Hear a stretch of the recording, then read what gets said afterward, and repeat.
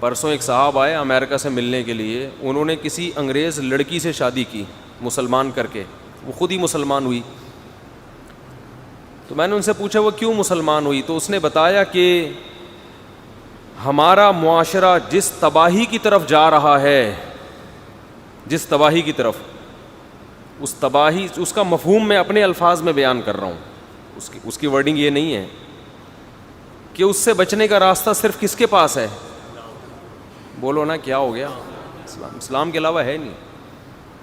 اور آج جو یورپ میں اور مغرب میں تباہی ہے اس کی بنیاد پادری ہیں, جنہوں نے عیسائی مذہب میں چینجنگ کرنا شروع کر دی تھی اور اپنے یہاں تک لا کے کیا کیا, معاشرے کو تباہ کیا ہے.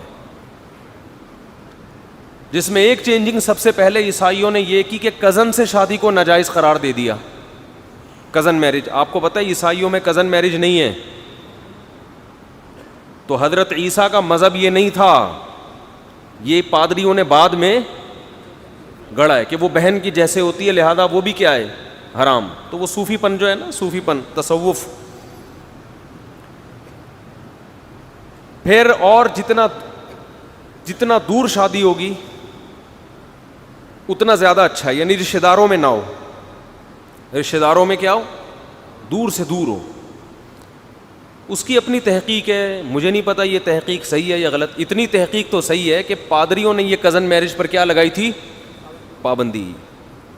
حالانکہ حضرت عیسیٰ کی یہ تعلیمات نہیں ہیں. اور یہ صوفی پنے میں, صوفی پن ہوتا ہے نا, خام خواہ میں آپ مذہب میں پابندیاں در پابندی, مزاج کی دخل اندازی, مزاج.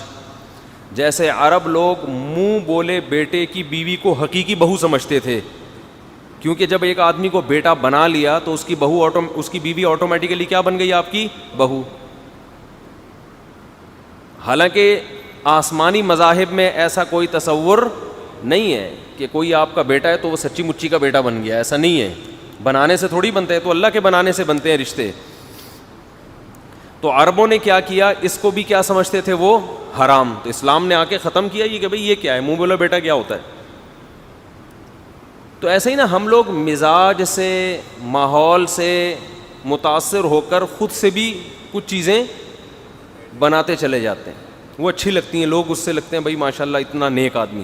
جیسے آج کل کزنوں سے پردہ نہیں ہے کہ یہ تو ہماری بہنوں کی طرح ہیں. کزنوں سے پردہ آج کل مارکیٹ میں کیا ہو گیا, شارٹ ہے. کزن پردہ نہیں کرتی اپنے خالہ زاد بھائی, چچا زاد بھائی سے, اس کو کہتے ہیں تو بھائیوں کی طرح ہے, ہمارا بھائی ہے. تو بھائی کزن نامحرم ہے, اس سے نکاح جائز ہے اسلام میں. بھائیوں کی طرح ہونا ایک الگ بات ہے, ٹھیک ہے آپ بھائیوں جیسا سمجھیں, لیکن حقیقی بھائی نہیں بن جاتا. اس سے شادی ہوتی ہے, اس سے بچے پیدا ہوتے ہیں. اور اسلام میں تو کزن میرج کی ترغیب ہے کہ دور کے رشتوں سے بہتر ہے کس میں کی نکاح کرو, کزن میں. اس پر میرا ایک بیان بھی ہے, کزن میرج کے فائدے. یہ جو ڈاکٹروں کی تحقیق ہے نا کہ کزن میرج سے لنگڑے لولے ہوتے ہیں, بیکار باتیں ہیں, اٹھا کے فالتو قسم کی باتیں ہیں یہ. اس پر پوری مجھے یہ تحقیق کا پتہ ہے کہ ڈاکٹر ایسا کہتے ہیں. اس کو ایویں ہی بیکار باتیں ہیں یہ ڈاکٹروں کی, ان چیزوں میں نہ سنا کریں. تو اس پہ جو پورا بیان ہے اس پوری میں وہ ریپیٹ نہیں کروں گا بیان, کیونکہ پھر کزن میرج پہ پورا بیان ہو جائے گا میرا. تو وہ کلپ ہے میرا یوٹیوب پہ. تو اسلام میں تو یہ ترغیب ہے, اس سے کیا ہوتے ہیں, رشتہ مضبوط ہو جاتا ہے. اسلام کیا چاہتا ہے, رشتے کمزور ہوں یا مضبوط. تو کزن میں کیا ہوتا ہے کہ رشتہ اور زیادہ مضبوط, خاندان اور مضبوط.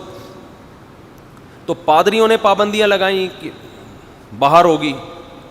اس انگریز عورت کی یہ تحقیق ہے کہ پادریوں نے یہ اس لیے کیا تاکہ جو خاندانی روایات میں لوگ جکڑے ہوئے ہوتے ہیں, خاندان کمزور ہو جائیں اور پادریوں کا ہولڈ زیادہ ہو جائے.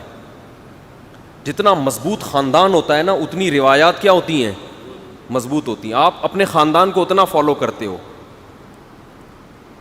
تو وہ اس کی تحقیق ہے کہ وہ پادریوں نے اپنی دکانیں کھولنے کے لیے یہ سب کچھ کیا وغیرہ وغیرہ. وہ اس کی ریسرچ ہوگی, اللہ ہی جانے. میرے پاس نہ وہ ریسرچ ہے نہ اس کے حوالے ہیں. تو اس نے دیکھا کہ اسلام میں اہم چیز کیا ہے کہ جو قرآن و سنت تھا ایز اٹ از آج بھی امت میں موجود ہے. مسلمان علماء نے تحریفات نہیں کی. اور کمال کی بات آپ کو بتاؤں, جو تحریفات کر رہے ہیں نا وہ علماء کو برا بھلا کہہ رہے ہیں. یہ عجیب فنٹرگیری ہو رہی ہے معاشرے میں. یعنی جو قرآن و سنت میں تحریف کر رہے ہیں نا پروفیسر ٹائپ کے جو لوگ نئے نئے مارکیٹ میں آ رہے ہیں, پروفیسر غامدی صاحب جیسے, جو تحریف کر رہے ہیں نا, وہ اس تحریف پہ لیبل پتہ کیا لگاتے ہیں کہ جیسے یہود و نصارہ کے مولویوں نے قرآن و اپنی تورات انجیل میں تحریف کی, ایسے ہی اس امت کے علماء نے بھی قرآن و حدیث میں تحریف کی. ہم اصل قرآن بتا رہے ہیں آپ کو, حالانکہ اصل میں یہ تحریف کر رہے ہیں. یہ خوب سمجھ لیں کہ اس امت کے علماء اور پچھلی امتوں کے علماء میں زمین آسمان کا فرق ہے.